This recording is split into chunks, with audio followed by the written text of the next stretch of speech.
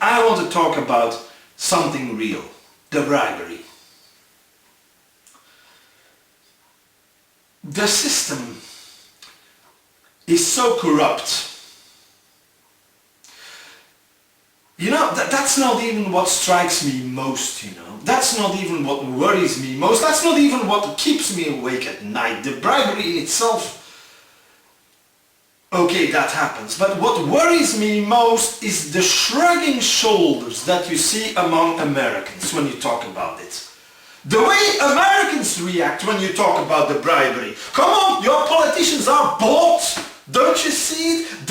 They don't work for you, they don't care about you, they don't give a damn about you. What they care about is the ones that pay their campaigns. And those campaigns, they cost millions, so they need millions.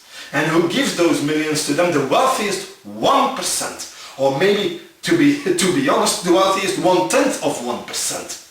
And they talk about many things, marriage or gay marriage or whatever, or religion or family values, just not to talk about the real issues of your country. Well, Bernie Sanders is somebody that says, no, I don't accept this anymore. I want politicians that are elected by the people to work for the people that elect them, to work for the people that pay the taxes. Hillary Clinton, in 2013, she received $3 million for speeches, directly into her pocket. $3 million in 2013 alone. Now, why do Americans accept that? Can you imagine making $3 million giving speeches? If I told you, come on, no, let me finish first. Let me finish, because the most striking thing about it is October 2013. In October 2013, she received $225,000 for one speech, one, of Goldman Sachs. She went to Goldman Sachs, she gave one speech there, and she received $225,000 for that. I wonder what kind of advice you could possibly have given for a speech, in a speech to be worth $225,000. Is it some special investment that you wanted people to do, or that... I don't know. What did you advise them? What kind of wonderful advice did you give those people so that they have to pay you $225,000 for one speech? That must have been a hell of a speech, you know. Or maybe it wasn't. Maybe they did not pay you for the speech. And personally, because I can make jokes about it as much as you want, but in reality, the truth is very sad, in fact. The reality is, of course, they did not pay you for that speech. I could not even stand listening to you for 5 minutes, let alone that I would give you $225,000 for a speech of 1 hour. Come on, that's ridiculous. Of course, that's not why they paid you. They paid you because they think you're going to be the next president of the United States, and then you're going to do something back for them. Of course. But what worries me is that Americans say, well, of course, that's the way politics work. Well, no, that's not the way politics work. That's not true. Politicians should work for you, not for the wealthiest 1%. Now I wonder what she's going to do, what Mrs. Clinton is going to do when she's confronted with that bribery. Let's watch. Well, because Secretary Clinton, you'll get a chance to respond. You said they know what they're going to get. Look, what are they going to get? I have never heard a candidate, never, who has received huge amounts of money from oil, from coal, from Wall Street, from the military-industrial complex. Not one candidate said, oh, these campaign contributions will not influence me. I'm going to be independent. Well, why do they make millions of dollars of campaign contributions? They expect to get something. Everybody knows that. Once again, I am running a campaign differently than any other candidate. John. We are relying on small campaign donors 750,000 of them, $30 a piece. That's who I'm indebted to. Governor, Well, John, wait a minute. Wait a minute. Personal Look, privilege, he has Secretary Clinton basically gets to used his respond. answer to impugn my integrity. Let's be No, I have frank not. here. Oh, wait a minute, Senator. You know, not only do I have hundreds of thousands of donors, most of them small, and I'm very proud that for the first time, a majority of my donors are women, 60%.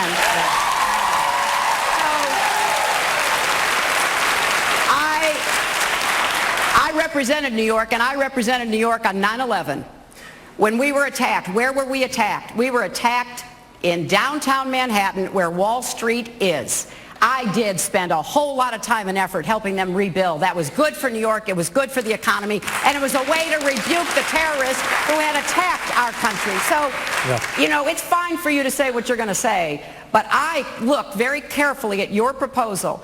Reinstating Glass-Steagall is a part of what very well could help, but it is nowhere near enough. My proposal is tougher, more effective, and more comprehensive because I go after all of Wall Street, not just the big banks. John.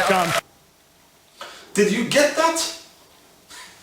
She just used 9/11 and her vagina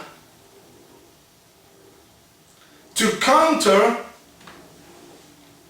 a question about the bribery.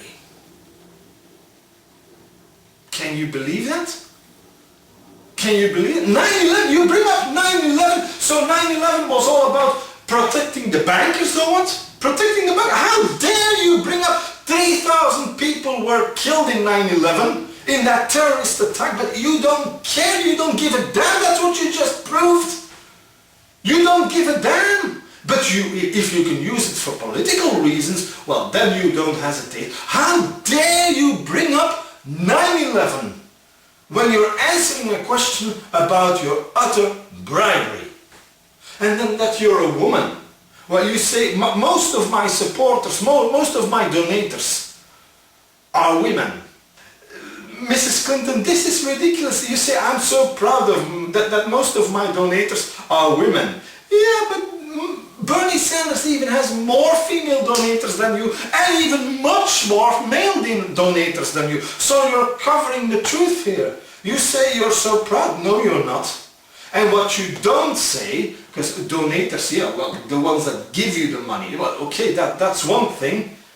But where you absolutely beat Bernie Sanders, of course, is the amount of the donations that you receive, because he receives these donations from normal people. His average donation, the average donation to the Bernie Sanders campaign is around $25. What does that mean? It means it is normal people that are donating to his campaign. While for you, in the first place, of course, it's Goldman Sachs, it's I don't know what kind of Wall Street company, they want you to be president. And they have, by the way, after the debate, literally every online poll said that Bernie Sanders won the debate. That was the case after the first debate, after the second debate, and after the third debate. Every online poll told the same thing. Bernie Sanders crushed you. He won the debate with a big, it was not even a close call. It was not even a close call. But yet, the media, of course, the day after, they all said, oh, it's clear that Hillary Clinton won the debate. Because they want you to win, of course. Who owns the media? Now, I'm talking too much. I want to show you a third video. I want to be fair to you. I want to let you speak for yourself, because that's the best thing that I can do to make you look like a fool. Let you do the talking. I'll let you do the talking yourself. Huh? This clip is called Dorothy. It's a clip about your mother. Well, let's watch. Let's watch. When I think about why I'm doing this, I think about my mother, Dorothy. She was abandoned by her parents at the age of 8, sent from Chicago to LA to live with grandparents who didn't want her. But people showed her kindness, gave her a chance. Like the teacher who saw my mother had no money for food and started bringing her extra from home, whispering, "You know, Dorothy, I just brought too much food today." She went to work in somebody else's home at age 14, and it opened her eyes. For the first time, she saw parents who loved and cared for their children. And that's the kind of loving family she provided for us. When she needed a champion, someone was there. I think about all the Dorothys all over America who fight for their families, who never give up. That's why I'm doing this. That's why I've always done this. For all the Dorothys. I'm Hillary Clinton, and I approve this message. Well, I'm so sorry, Mrs. Clinton. I'm so sorry. I sincerely have to apologize. I thought you were a fraud. I thought you had a burning ambition to be president at any cost. I thought you were dishonest. I thought you were an untrustworthy woman.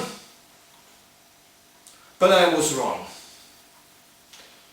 It turns out now that you're doing all this for your mother. I'm so sorry, Mrs. Clinton. I'm so sorry. I thought you were a bad woman. You're doing it for your mother. For your poor mother. That was sent away at the age of 8. That was raised by people that did not want her. I'm so sorry, Mrs. Clinton. I thought you were doing it for yourself. You're doing it for your mother. Or maybe not. This clip is everything that I hate about politics. The hypocrisy of it. The lies in it. The ridiculousness of that clip. You're doing it for your mother and you think we believe that? All these things that you already did, trying to kneecap the Bernie Sanders campaign, trying to cheat, taking money from billionaires, it's all for your mother that you're doing that? Come on, what nonsense is that? You know how much I care about your mother? What do we learn in this clip about your idea about, well, climate change, to name just one thing, or the useless wars that we fight at the other side of the planet, or the growing gap between the filthy rich and the poor in America. Do you know half of Americans earns $30,000 or less a year? Now, if that doesn't scare the crap out of you, half of Americans. And what is your opinion on that? Well, nothing, of course, but your mother that was sent away. And by the way,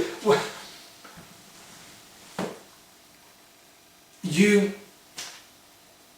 already tried to be president in 2008 and it didn't succeed. You were beaten by a black guy that nobody gave any chance. An African American. Who's ever going to vote for that? You even were hoping that nobody was going to vote for him because you brought on Farrakhan out of the blue.